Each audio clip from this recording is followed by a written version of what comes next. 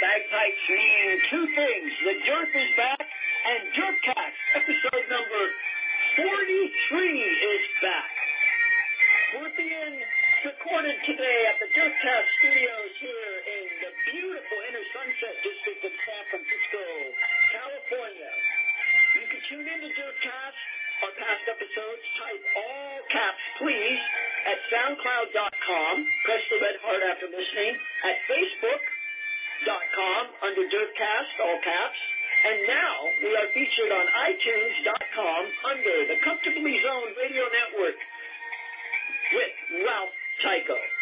And as the norm, I am joined by my security guard, Max, the $835 cat, and Pipes, the engineer, who without her, I don't think I could do anything worth listening to. Her input on this podcast would... Anyway, never mind. All right, last but not least, thanks to last week's guest, Big Billy Anderson. And boy, have we a great guest making his return. The man, the myth, the only person who has his own theme music.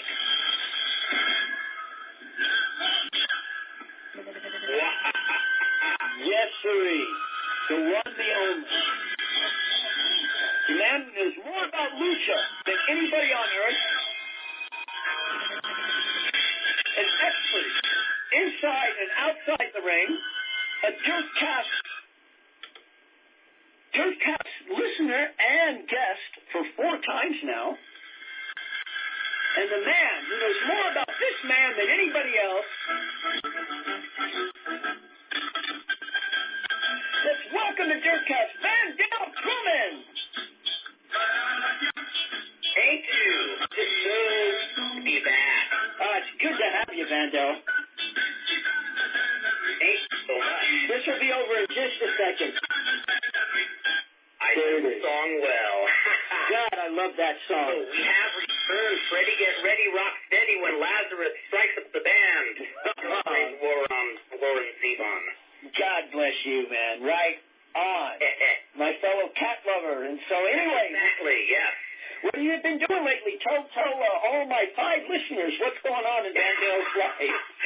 Well, like I told you before the show, the only really downer is we had to say goodbye to our old black kitty Whisper, who is slinking up through the heavens with our other cats, Valentino, Ripley, and Oliver, and I'm sure they're keeping our heavenly bed warm for me and Elena when we go to join them there. I'm sure they are, and I'm sure they're up there with all of my ex-girlfriends. I'm sure they're up there. Sorry. Little bitterness. I don't know where that bitterness came from. I'm supposed to be happy talking to you, Vandal. But I'm sorry about the passing of the kitty. People don't realize that's a rough thing. Yes. That's a rough thing. He was a wonderful cat, and we hope we made him as happy as he made us. Oh, I'm sure you did. He was an awesome little guy. I'm sure you did. He really had a connection with Elena. And what I'm going to miss most is I loved getting up in the morning, and as soon as I got out of the shower, she is still in bed, and I would see him just snuggle up to her face. That was like the routine. I get up and then he gets into bed and, helps wake her up. Right. People without animals don't realize how precious those moments are. It's so true. Yes. They just don't realize the routines animal owners have with their pets, when they go to bed or when they wake up or when they come home, Yeah, and I had forgotten about it because when I was an adult, it wasn't until Elena and I were married for several years till we actually had our first cat. So I was like, a good 10 years petless. I totally forgot what it was like to have that animal companionship. And it's an awesome thing. I recommend it to people. Oh, my God. I don't think I'd be alive if it wasn't for 2 things, Roddy Piper and my cats. Sorry, private story, but yes, that's true. Whether you're a cat person, a dog person, or I have have a family member. She's a hedgehog person. She actually has a pet hedgehog. Awesome. Awesome. Whatever you can relate to, whatever floats your boat, whatever connection that gets you through life. Life's not easy, I used to know a girl back in my 20s who had an ant farm and took little ant farm everywhere she went. That is so cute. I wonder what happened to her. That's great. I was like the only guy she knew that related to it and wasn't put off by it. Because wherever she went, she'd take it out of her purse and lay it flat, so the ants could do their thing. It was, about as big. That is way cool. I dig it. I can totally dig it. Yeah. So, okay, well, what's been going on in the Lucha world? We'll get into Titans of the Ring later. Well, it's funny because for the longest time I had hardly been watching any Lucha for actually a very plausible reason is because I have been doing a ton of Lucha history research. Wow. I've been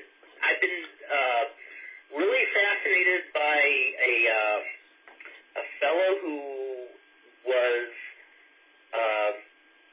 for a short time a star in Mexico in the early 30s, and when Salvador Lucha began promoting, and actually I didn't realize it before, was quite a name both in Southern California and Northern California. He's a fellow who is called Jimmy El Pulpo, which meant Jimmy the Octopus. Okay. And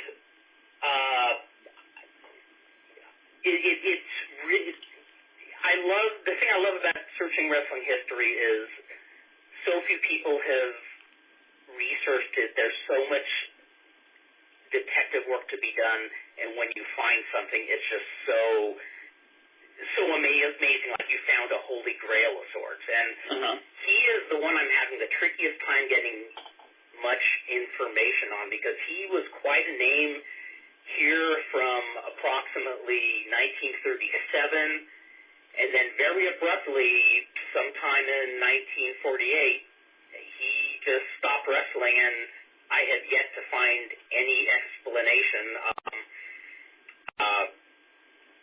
I know he was lived in the Fresno area, because the newspaper during his career even mentioned that he had taken a job at a local defense plant around the Fresno area. But very intriguing. And the greatest clipping I found, newspaper clipping I found, was, what year was it? It was, I believe it was the late 30s. But years before, the Jim Duggan and the Iron Sheik went joyriding together. Jimmy El Pulpo and, what was his friend's name? His friend's name was another journeyman of the day. In fact, without straying from the conversation too much, I want to see if I can look it up really quickly.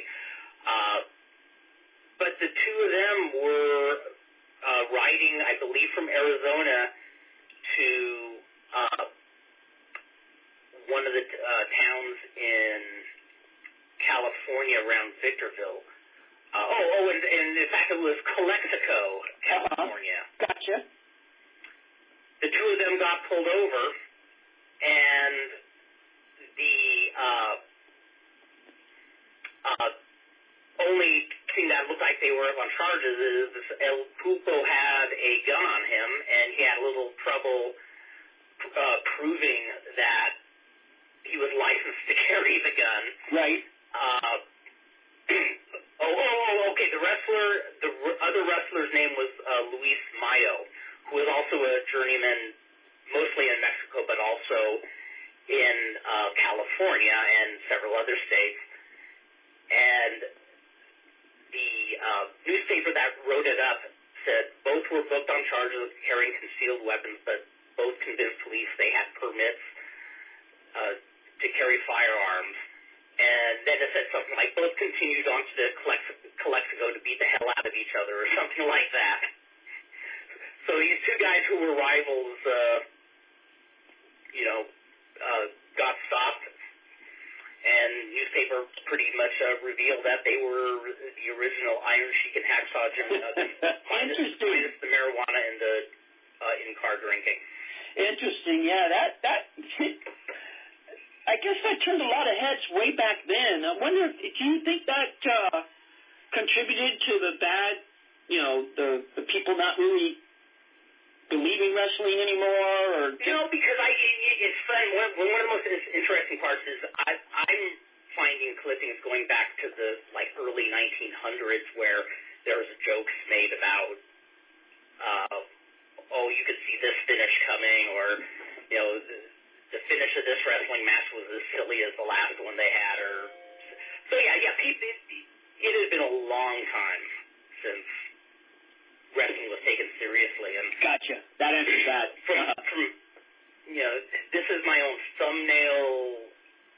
My memory isn't as good as it used to be, but through listening to Carl Stern's podcast and also through reading several history books, from what I understand, wrestling originally was rigged as a gambling situation, but this was in the 1870s, I think. I guess a lot of sports were fixed, notoriously fixed. It was rampant, and I guess to some extent a lot of the other sports got cleaned up, and wrestling kind of stayed that way, and at some point I think they realized if it's real, less people come to see it, and if it's entertainment, people will flock to see it. And I think it's been that way ever since. Yeah, that's a good point. Incidentally, something Dave Meltzer wrote about, the reverse happened with roller derby, where it was an entertainment sport that was just, having killer ratings in the 50s. And they decided, why don't we just make it legitimate? Because especially in your area, the roller games were a lot less campy than down here in L.A. Exactly. We had the Bay Bombers, and there was, And we had the SoCal stipulations the loser of the match race has to wear a diaper or get an apron in their face or something like that. But sometime in the 50s, they decided, let's just have it be a competitive sport, and I can't remember how many years they did it. I think 2 or 3, and interest sank. Of course, Nobody watched it, and so they brought it back to the old formula, and the formula worked. And let that be a lesson to all of us. Well, reality is way overrated. That's the lesson. I love that. That's a good lesson. Did you go to the Thunderbirds down there, the LA T-Birds? Did you go to those roller derby matches? Not in its heyday. I went in the early 80s, after they've had their, after the luster wore off, it was still pretty quality. It was still good. What's funny is sometimes they still bring it back here. Really? And this is the most baffling part is, roller derby promoters have the same disease as, upstart wrestling promoters. Well, yeah, definitely. Nobody bothers to advertise. In fact, the shows we went to, Fredo and Steve Sims and I went to several in Pomona a couple of years ago. I think the last one we went to was maybe 4 years ago. And the only reason we knew it was there is because of Danny Wolf. Really? And Pomona at the time was 10 minutes away from my house. Now it's 3 minutes away from my house. But here's this event 10 minutes from my house, and I don't even know it exists. Jesus. Except for somebody who lives way out in the valley telling me. Gotcha. And the amazing part is it still drew over 500 people. Well, the same thing. I just thought if they even put a couple of local TV or newspaper or any kind of plugs, I mean, maybe they did something on Facebook, but I'm sorry, Facebook only is going to reach so many people. Yeah, well, the same thing happened to me. All Pro Wrestling is presenting a card. I think that's what they're called. 3 miles from my house. I didn't even hear about it until somebody messaged me on Facebook, and then 2 hours later there was an advertisement on Facebook for it. And it's on Friday the 13th, May 13th or something. Yes. And, oh, God, MVP is on it. I guess that's the only big-name guy that's on it. I'm going to go. I mean, geez, 3 miles from my house. I have no excuse. Definitely. And you know what? I bet you anything in the 2.5 years I've lived here in Claremont, just stone's throw from the Pomona Fairplex, I bet you there have been several roller games there that I haven't seen. So it's odd because I remember the first time I actually worked with Billy Anderson was, I mean, aside from just being on the same show as his, he used me as a ref on some guy who was wanting to promote wrestling, and you know, in the short run, the guy was good. In the long run, he was a flake. But Billy was pretty much the booker, and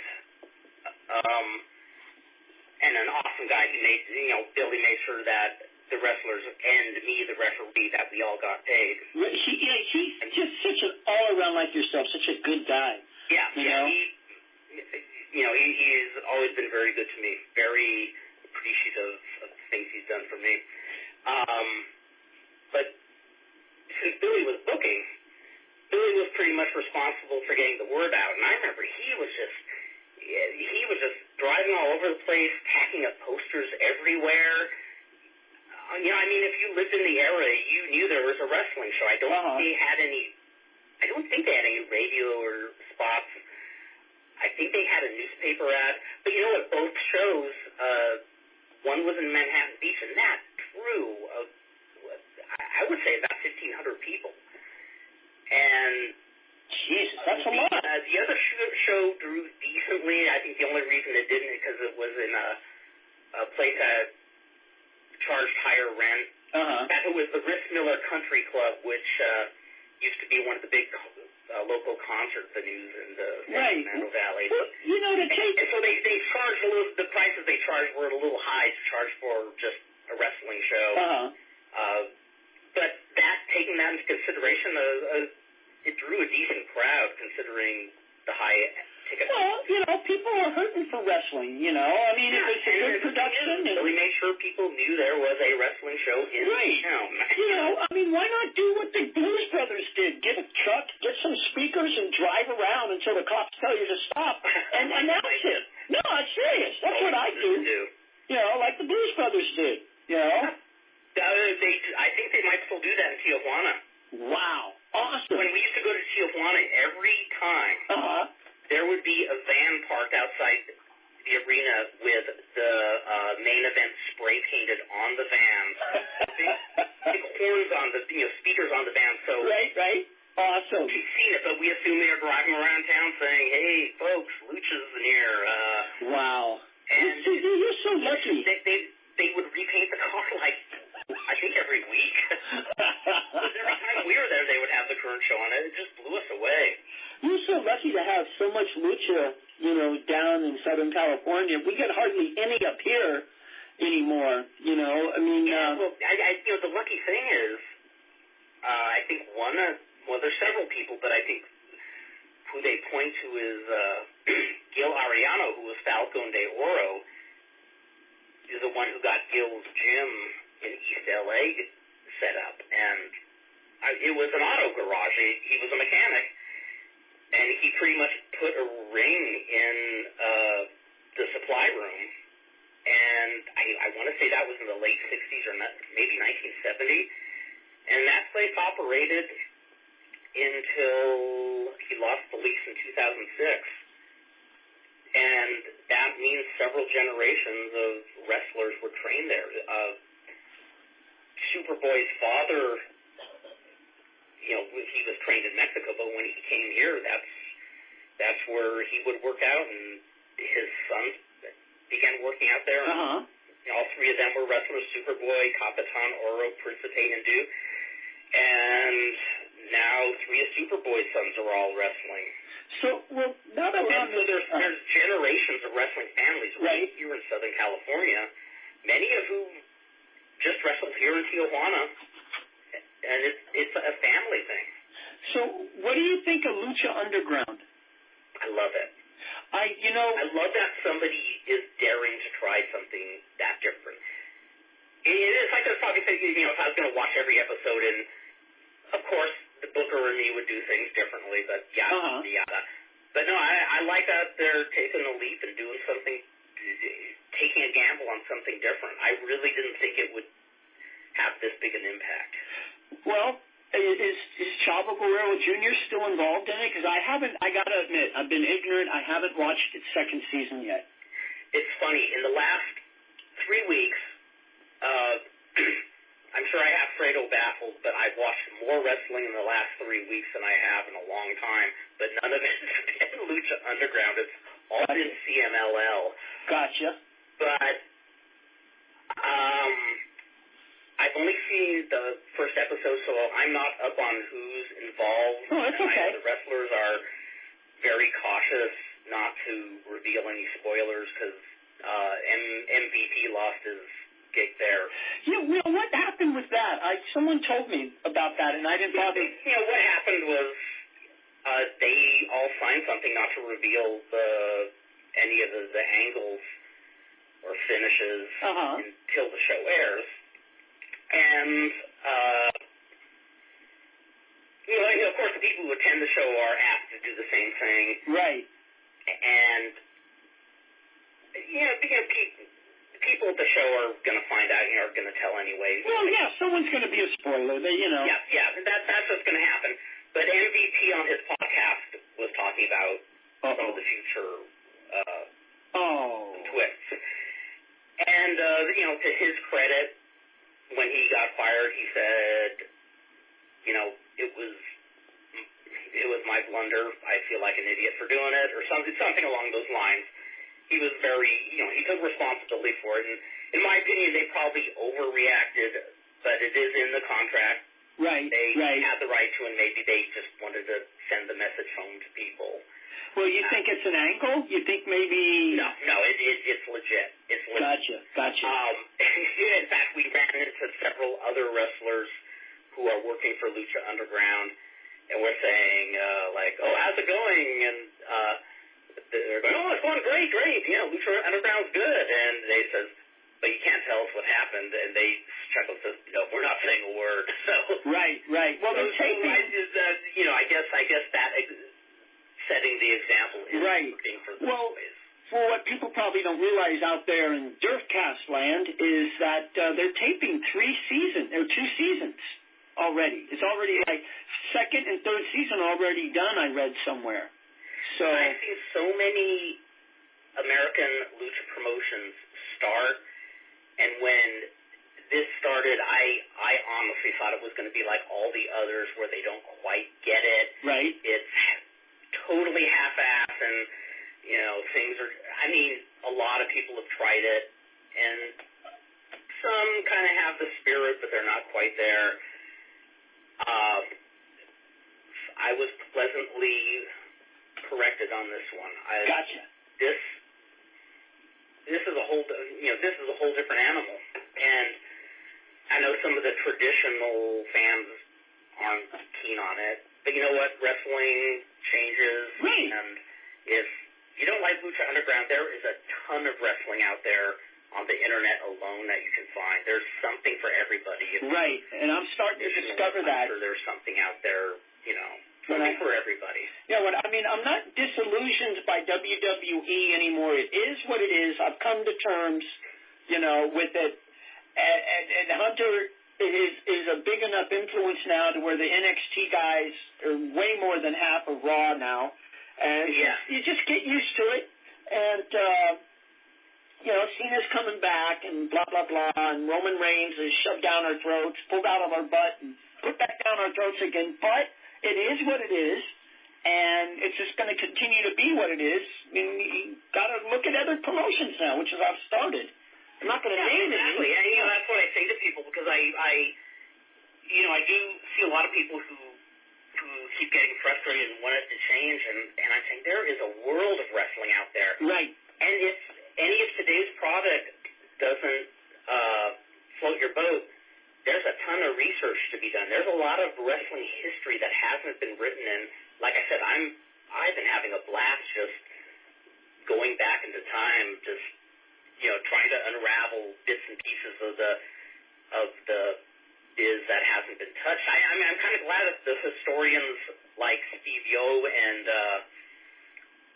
Jeff Lean have focused on the top stars like Strangler Lewis and Mildred Burke, And the reason I say that is I've always been more fascinated by mid-carders or journeymen, and those are the guys I'm looking into from the 20s and 30s. And well, that's quite a task that you're doing, and I admire you for it. You know, like people, I got to say, it's a rush. It's fun. It's frustrating at times because it's hard to find.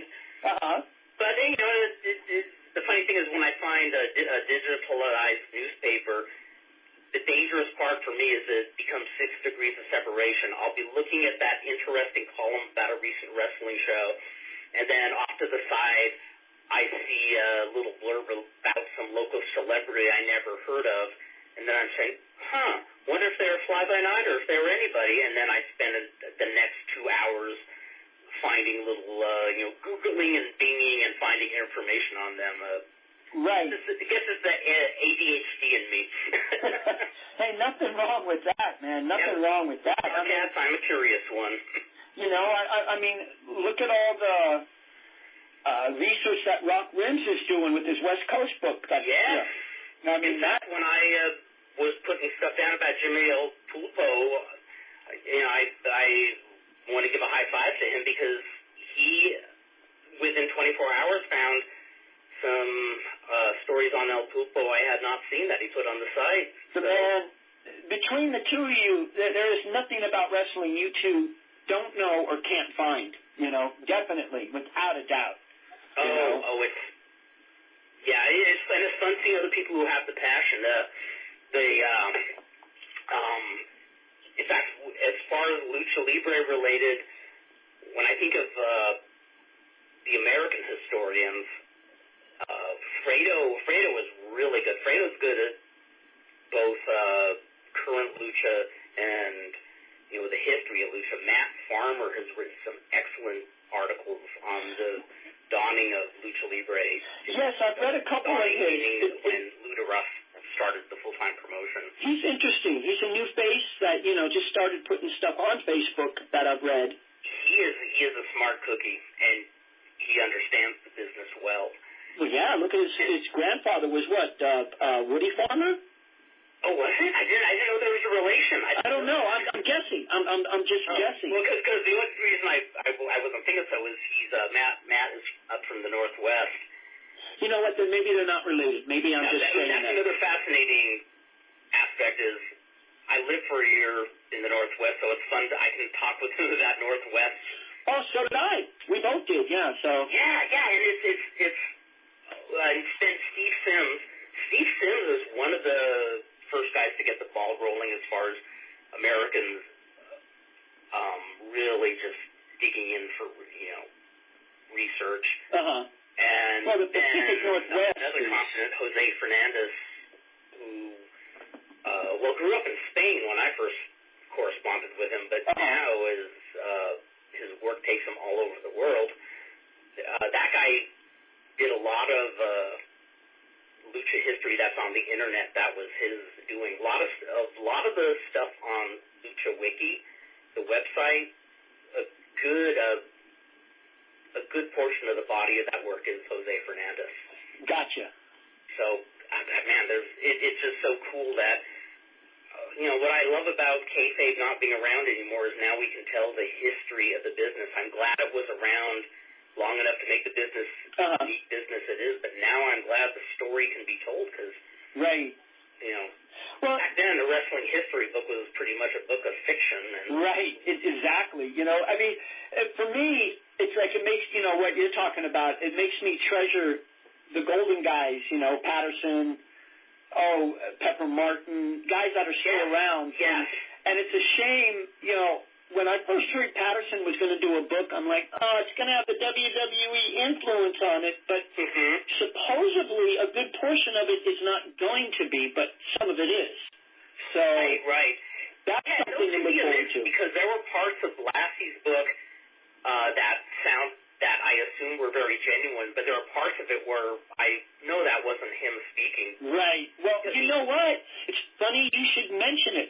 I had the author of that book on my podcast. No way, really? Keith Elliott Greenberg. Oh, yeah, yes. I think he's on DERFCAST number 41.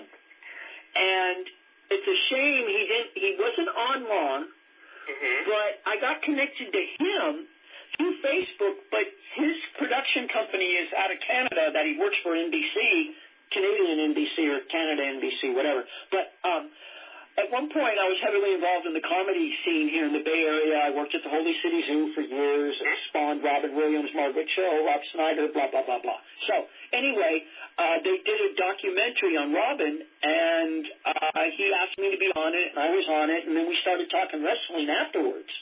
And I didn't know he wrote all those books. He wrote he penned a lot of them for the WWE. He's done a lot of really good work. Yeah. And you know, a lot of the WWE books are good, but you have to read between the lines and realize it's not all that. The one that actually, and it usually doesn't bother me, but the one with the Blassie book is, they just briefly mention the names Jeff Walton and Art Williams. I wanted to ask Keith about that, and we touched base on something like that, and it wasn't in his power to mention those guys. Yeah, and I understand he has to run it by Vince for professional reasons, but the story they didn't tell is, and I really didn't know it until Blassie's passing, is that because Jeff Walton never blew his horn about it, but Jeff Walton was the one who got Blassie's career in L.A. reignited. Yes. And that reignition led to the famous Blassie versus Tolis cage match. And also that good deed that Walton did is what got his foot in the door. Because, if I remember correctly, I think Blassie in turn wanted to make sure that Walton had a job with the promotion for what he did for him. Right. And I know they were very close. And, Johnny Legend, actually they quote Johnny a lot in the book. Yes, they did. Really cool. That was fun. But, it bothered me that they only mentioned Jeff Walton. And Art Williams is, for years was the referee and worked in the booking office and is one of the unsung heroes in LA wrestling. Somebody who he's still around. He goes to Cauliflower each year, and somebody who was he was good to the fans. He was just an all-around nice guy.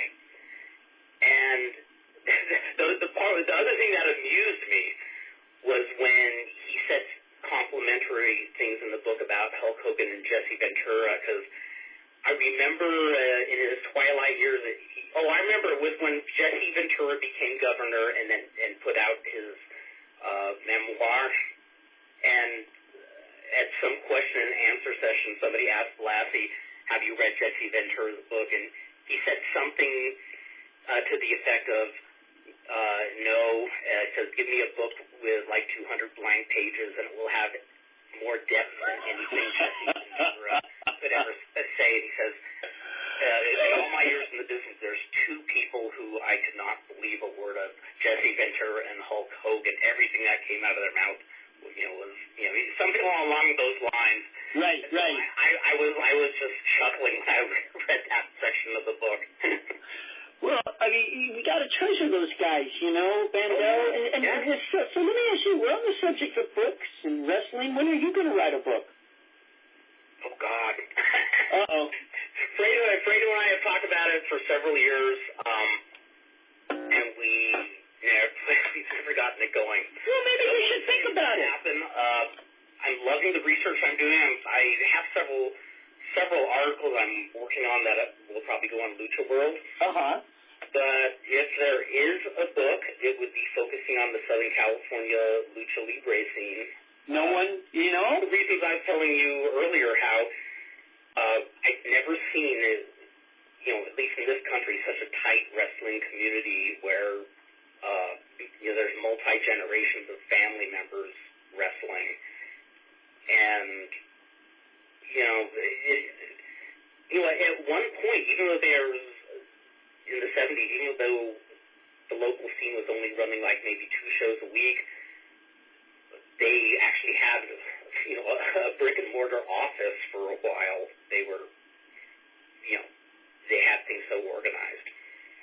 And, there's, one thing I gotta say is there's nothing like Lucha Libre fans. And the reason I say that, I've always felt it ever since I started wrestling on Lucha shows in the early 90s. They seemed extra passionate, and they seemed so into it. Uh-huh. But in the last 5 years, there have been 3 occasions where I've been to a local Lucha show. And only one of those shows was a show I was wrestling on. But there have been 3 different shows where somebody who's around 30 said, hey, didn't you used to wrestle at All Nation Center 20 years ago? Or at La Fogata in Compton? And one guy even said, hey, aren't you Vandal Drummond and you used to team with the Thunder Machine? And I'm going, yeah, and I'm shocked that they remember stuff from 20 years ago, but they're saying, oh, yeah, when I was a little kid, I used to go to All Nation Center, and you were one of the guys I saw. And I just dig that here's these local guys who 20 years later are still going to local Lucha shows. Now they're taking their kids to see them. And a lot of these shows, there's not even big names or anything. They just love the whole Lucha experience. And, yeah, that's that's why Lucha fans have an extra special place in my heart, is even with fans, it kind of carries on generations. Well, yeah, it's the same with the Shire's promotion. I bet, here, if it got started, will never happen. But the same love for that promotion. It's great that Lucha has that, and it keeps going and going and going. I bet you there are guys around our age who have kids up in your area who, if there was something that looked like it had the old Shire's feel or down here the old LaBelle feel, I bet you there's people who would get their kids or their grandkids and says, hey, I want to show them this. Yeah. Oh my God, are you kidding me? For sure. I'm a true baseball fan, but given a choice, and I know this is almost blasphemy, I'd rather see Pat Patterson wrestle Ray Stevens than Willie Mays hit off Bob Gibson, Yes. Same way. If I could go back in time. And I hate saying that because I worship Willie.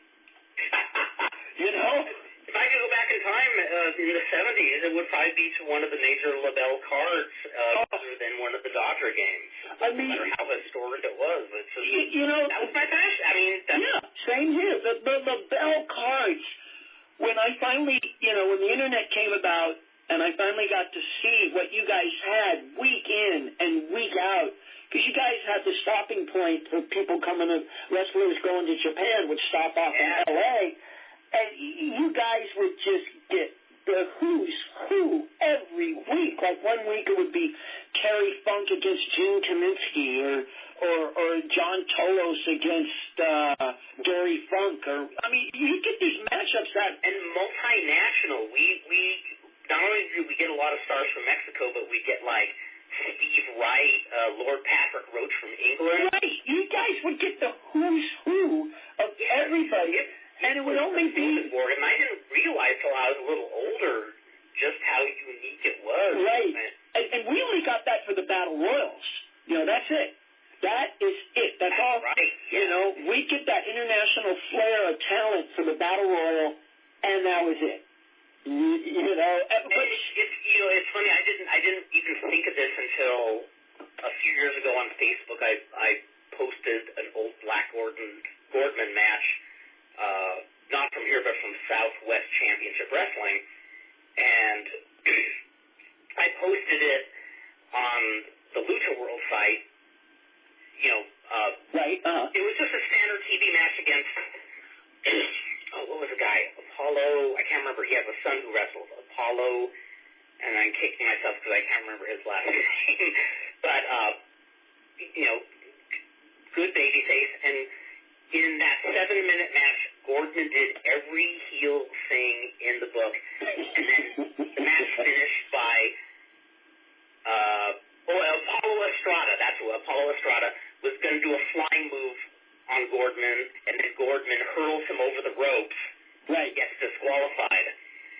And a gal, Samantha, who goes to a lot of the local shows, she's like around 30, so she's seen present-day wrestling. She IM'd me and says, I don't understand that finish. Why was he disqualified? And I didn't even think, oh, yeah, they haven't done that for years. Right. I said, back then, if you threw somebody over the top rope, you were suspended. Disqualification. Right. And that's what made the Battle Royal so special. Is right. Yep. They're dangerous because you're throwing somebody over the ropes. And remember how guys would get stretchered out every time? Yep, yep. Oh, there's bound to be injuries in the Battle Royal, folks. Yeah, just one of those things that aren't there anymore. Right. It's Battle Royal special. It made it. Well, you know, I've had Alan Bolte. I'm not name dropping. I'm just saying, you know, the people that get it. You know, Alan Bolte's one. He tells some great stories of Hank Renner and the Battle Royals and everything. And you hit it on the head. I mean, the Battle Royal was so unique. Well, Billy and I talked about it in the last DERFCAST 42 about how it's booked. And I wanted to ask you, since you've been a booker, did you find it difficult or was it easy for you to book Battle Royals with all the egos and, I'm not going out first and I want to win? And I think there was only one. We used to do something that Johnny Legend actually thought of called the Slaughter Royale. Where the only way you could be eliminated was whether you gave up or got knocked out. And those were fun, but we never did one on a big enough scale where we got too intricate into it. But only once did I have somebody kind of fussing about going out first. And it was somebody who was really new, and it wasn't really a big deal. But no, and you know, I got to be honest, I'd be curious to know what went into the booking of the San Francisco and the LA shows. My very first match in 1983, I was in, you know, the opener, but then there was a Battle Royal at the end, and I was a little nervous, thinking, oh wow, how do these work? And it was Pistol Pete Marquez who was booking the show, and he had everybody in there. And he says, okay, you go out first, you go out second, and goes, Kurt, you go out third. So, and, you know, the first night I said, Billy, well, what do I do? Who's supposed to throw me out? And he says, just go to somebody say it's my turn to go out. Throw me out. So, awesome. I remember what it was. I'm sure he doesn't remember this because it was just another, you know, another night at work for him. But I had this little thin leather belt I had under my trunk, so I took it out and I wrapped it around Billy Anderson's neck. And I said, hey, Billy, get the belt away from me and chuck me out. And so, yep, Billy Anderson was the first person to toss me out. Oh, Royal. You know what? When you guys come back on the show together, which that will happen, I'll remember to bring that up. But you just said something that, you know, Billy and I talked for about 2 or 3 minutes about the booking of a Battle Royal, and that didn't come up. You could go up to another wrestler and say, hey, Moondog, I'm supposed to go out. Throw me out. That answers my question. Yeah, they did it way back when. I don't know, but... Well, that answers my question. There were Battle Royals where that was a situation where you just paid attention to who's being eliminated and saying, okay, it's my turn. You know, like the WWE now, their Battle Royals, the elimination is done. The first, 5 guys will be the 5 lowest guys on the totem pole. Like last night on Monday Night Raw, Damian Sandow, who I love. I think that guy could go into Lucha wrestling if he had to. But that's just me. Maybe he's too tall. Hey, it worked out for Marco Corleone. A lot of people crap on that guy here in the States. Oh, but he did perfect in Lucha. You know, I really like him, and he's not this multi-technical, versatile, but he's an energetic worker. He's charismatic, and you know, he loves what he does. It shows, and you know, as a side note, the thing he was doing with I should talk in wrestling terms, but what they had him doing with Miz, imitating on the outside of the ring every move. I don't know if you remember that a year and a half ago. You know, I didn't see that, to be honest. Yeah. Did you hear about it though? You know, like if Miz would take a body slam, he'd throw himself on the mat outside of the ring. Yeah, I think I did hear about that. It was brilliant. It was awesome. I loved it. I mean, I marked out. I literally marked out for it. And, of course, they stopped it. And it's just, the guy is so talented. I don't know why they don't push him. So, of course, last night, he was the very first person eliminated in the Battle Royal. And it's like, oh, yeah, God. yeah, that's how it's something that I didn't know that Dan Farron was telling me recently was, I guess, in the first Battle Royal, for all the faux pas that Los Angeles would do, the next to last man to be eliminated that first year when Rocky Johnson won it was the Oregon Lumberjack. And the Oregon Lumberjack was like a jobber. Rarely went over. So they booked it in a way that it looked like it's such a haphazard, chaotic event that you never know who will win it. Right. Similarly, I don't know if this was any one booker or kind of just the LaBelle. I think it was just LaBelle that I know Leo Garibaldi. Walton always says Garibaldi and Mr. Moto were the two best bookers he's ever worked with. But whoever the booker was, there were times where the guys who were generally jobbers would sometimes go over on TV. They do the same formula where the jobber's making his comeback, but if you watched wrestling for more than a few months, you know where it's going. Right. Yeah, every now and then they'd pull it off where the jobbers would pull off a clean win. And the jobber would look surprised, the fans would be going crazy, and Gene LaBelle would be going, wow! Perfect imitation of Gene LaBelle. Oh, my God. And they only did it every night. They wouldn't do it like every week. You weren't expecting the jobber to win every week, but you always knew it was a possibility. Right. Salvatore Lothario or somebody like that would. In fact, when Lucha Libre, when I first started watching in the early 70s, the opening segment was footage of Black Gordman and Goliath wrestling Salvador Lothario and La Pantera Negra. And, Lothario was pretty much more or less a jobber, and Pantera Negra was kind of mid-card. He got put over pretty good, but he wasn't on the upper echelon. And in this segment, and it's funny thinking of it airing on primetime TV, both of them were a bloody mess. Really? And you see Gordman just like pressing Lothario's, or was it Negra? I think it was La Pantera Negra. He's shoving his throat into the ropes, and then he'd spring the ropes back so, Right. And then the referee would be chiding him, and Gordman's doing that, no, leave me alone. And then he chokes him on the rope and then throws him back again. But this time, when the wrestler falls back, he does a backwards roll. And while Gordman's arguing with the referee, he schoolboys him. And Goliath jumps in, and then Lothario cuts him off. And there they are, bloody as hell, holding the tag team championships. And just pulling bonkers. And, of course, it being the opening segment every week on wrestling, they're playing one of those famous mariachi songs. I think it was Guadalajara was the name of it. Now, was that the theme of the L.A. wrestling? Yes. I believe the song was Guadalajara. Okay. It wasn't La Negra. I mixed some of those songs up. Well, and it's so funny, whenever I hear that on the radio or a commercial or a movie or a TV show, God, I think of LaBelle Wrestling. It just, and you just think of Miguel Alonso saying, Presenta, Lucha, Lucha. Yes. Oh, my God. I said this to a friend of mine the other day. We were talking wrestling, and, anyway, one of my biggest regrets in all wrestling was knowing that every Wednesday night I could see the Spanish International Television Network here and watch, LaBelle Wrestling. They had it on Fridays on TV here, almost three out of 4 weeks. There'd be one card a month they wouldn't show on free TV. I never knew it. Never, ever.